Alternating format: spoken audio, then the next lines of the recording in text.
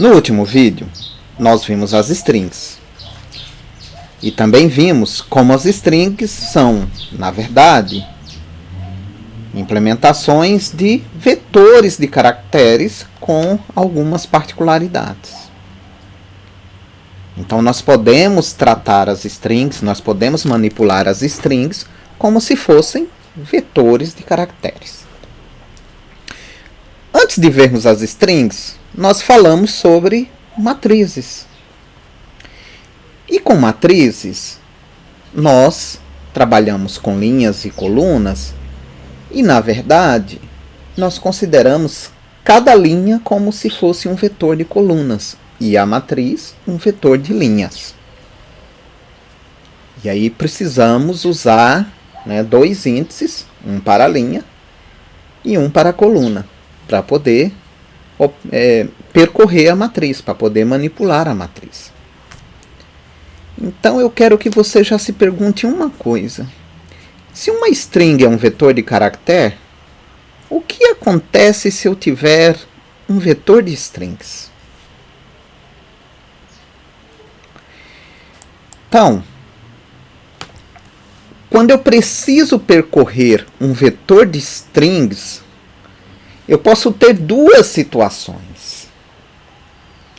Um em que só é necessário manipular a string, e nesse caso a string é manipulada como se fosse um inteiro, um ponto flutuante. Então eu tenho, na verdade, um vetor de strings e não levo em consideração que a string é um vetor de caractere.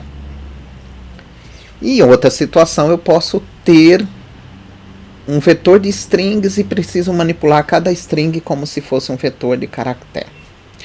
Vamos ver o primeiro caso. Então vamos pensar num exemplo. Você vai ler um arquivo texto e quer saber se nesse arquivo texto ocorre uma dada palavra. Para efeitos práticos, vamos considerar que esse arquivo tem no máximo 100 palavras.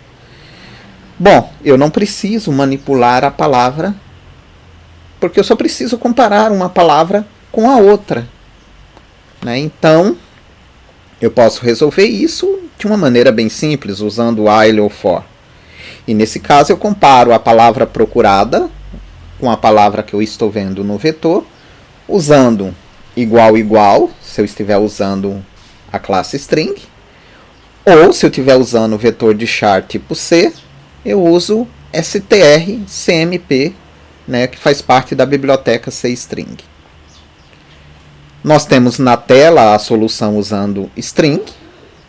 E nesse caso, eu leio os dados do arquivo no vetor.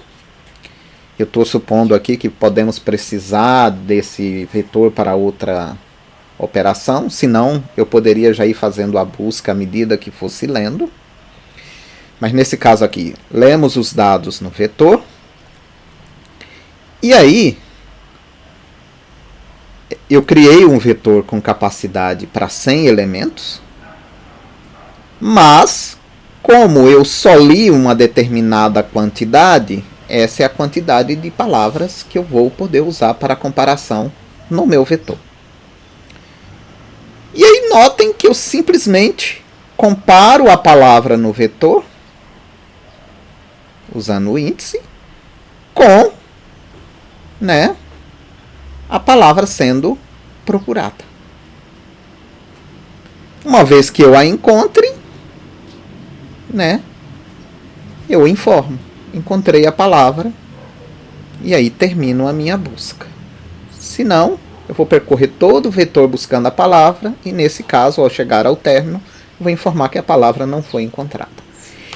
Então percebam aqui duas coisas importantes. Eu comparei strings usando igual, igual, como se fosse um inteiro, um ponto flutuante, mas nesse caso somente porque eu usei a classe string. Se fosse vetor de char eu teria que usar strcmp, e aí fica o desafio para você modificar esse exemplo para usar não string, mas sim vetor de char.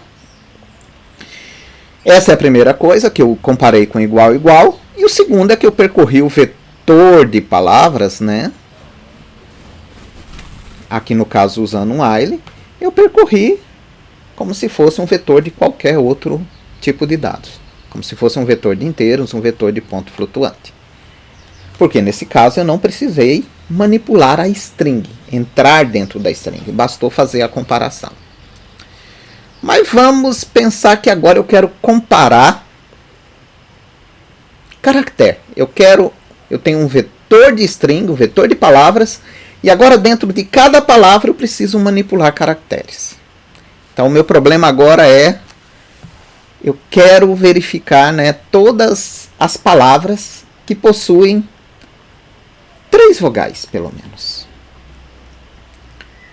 Então, novamente, eu estou aqui similar ao problema anterior, só que agora eu preciso, dentro de cada palavra, verificar se ela tem 3 vogais. Então, eu não vou comparar palavras entre si. Eu preciso verificar cada palavra. E para isso eu vou usar o fato de que strings são vetores. Então, na prática, o que eu vou ter? Um vetor de caracteres.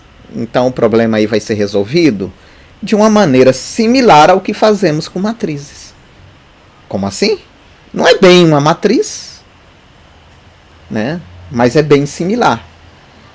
Porque eu vou precisar de uma estrutura de repetição dentro de outra. Vamos ver isso?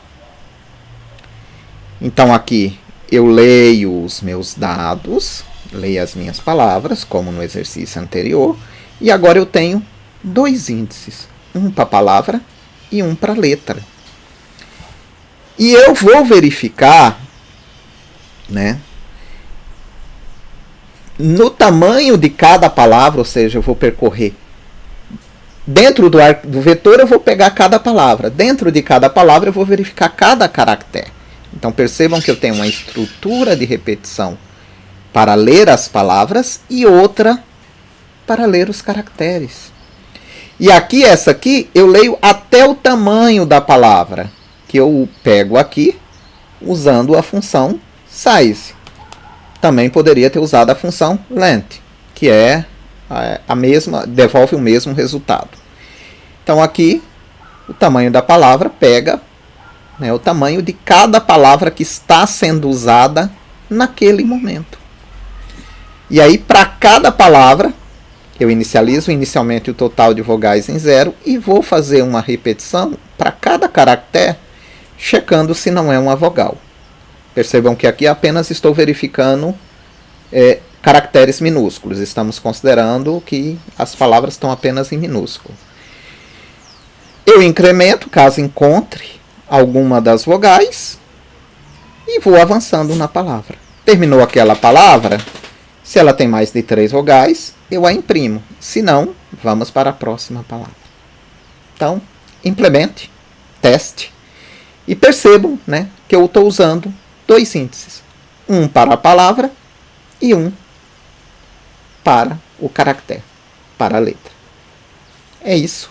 Nos vemos na próxima videoaula. Bons estudos!